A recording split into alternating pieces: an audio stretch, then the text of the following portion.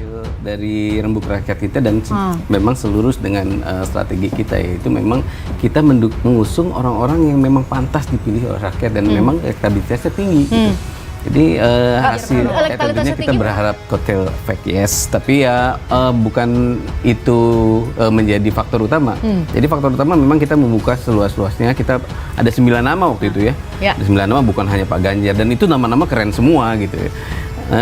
Tapi ternyata konsisten, bulan ke bulan ya Pak Ganjar aja namanya yang keluar gitu kan. Jadi ketika kita memang sudah saatnya mengambil putusan, ya Pak Ganjar paling atas dan agak jauh ya sama yang tuh Mas Aryo, gimana dong? Atau berkah politik yang diberikan Ganjar kepada partai politik yang lain kecuali PDIP mungkin muncul, tapi persentasenya tidak ada, 0,0 sekian persen.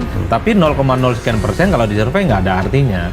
Bagi saya adalah selama Ganjar Pranowo, the one and only, menjadikan PDIP sebagai rumah besarnya, berjaket merah, bukan jaketnya PSI ya. Itu maka migrasi pemilih ya, Ganjar Pranowo yang selama ini misalnya tidak punya partai, dia akan tetap kepada PDIP. Makanya kalau Ganjar tidak PDIP, maka sangat mungkin kotel efek itu akan menyebar ke banyak tempat, ke terfragmentasi ya. Betul, ke partai-partai yang teridentifikasi mendeklarasikan Ganjar sebagai kandidat capres di 2024. Bagi saya begini ceritanya.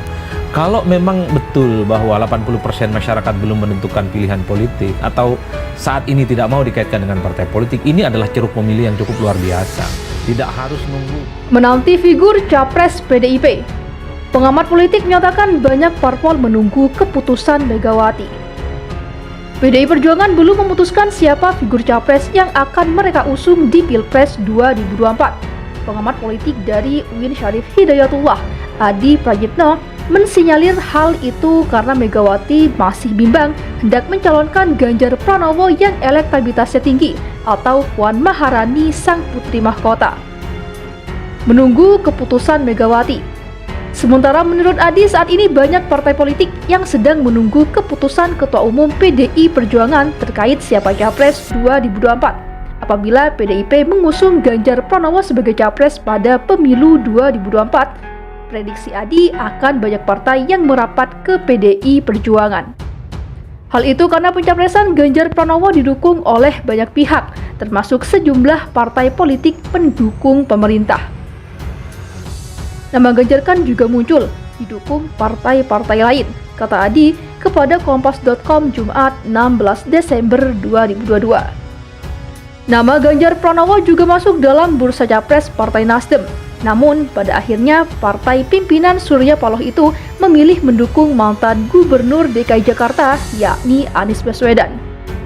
Sosok Ganjar juga muncul dalam bursa capres Partai Amanat Nasional dan Partai Persatuan Pembangunan.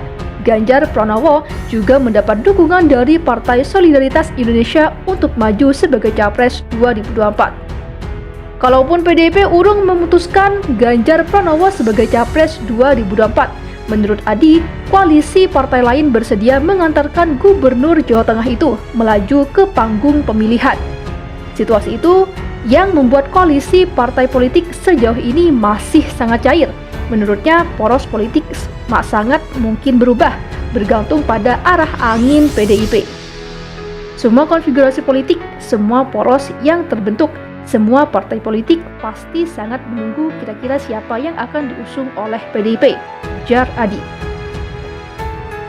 Tak hanya dari parpol, lanjut Adi, PDIP juga diprediksi mendapat dukungan dari Presiden Jokowi jika mengusung Ganjar sebagai capres. Sebab sejauh ini, sinyal restu Jokowi dinilai lebih mengarah kepada Ganjar. Menurut Adi, jika benar Jokowi mendukung Ganjar sebagai capres, ini bisa jadi mempengaruhi keputusan Megawati sebagai pimpinan tertinggi PDIP. Sekalipun Mbak Mega itu sebagai figur yang menentukan capres PDIP. Tapi kalau ada suara lain, feedback, masukan muncul dari Presiden tentu jadi pertimbangan yang signifikan, ungkapnya. Adi pun menduga hingga kini Megawati belum mengambil keputusan ihwal capres dan cawapres yang akan mereka jagokan pada pemilu 2024. Megawati disinyalir masih bimbang hendak mencalonkan Ganjar yang elektabilitasnya besar atau Puan Maharani sang putri mahkota. Isu persaingan internal antara Ganjar dan Puan memang telah berhembus sejak lama. Sejumlah elit PDIP mengisyaratkan dukungan untuk Putri Megawati itu. Namun, pencapresan Puan tampaknya terganjal elektabilitasnya yang masih minim, hanya kisaran 1% bahkan kurang. Tingkat elektoral ketua DPP PDIP itu jauh tertinggal dari Ganjar yang dalam survei berbagai lembaga kerap bertengger di urutan pertama dengan elektabilitas tembus 30%. PDIP tak terburu-buru. Kendati demikian, pencapresan pemilu 2024 masih sangat jauh. Pendaftaran Capres-Cawapres baru akan dibuka Oktober 2023. Oleh karenanya, menurut Adi, PDIP tak terburu-buru untuk mengumumkan jagoannya.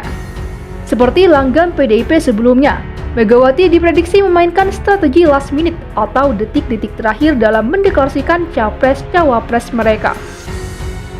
PDIP sedang mengkalkulasi betul plus dan minusnya, kata Adi.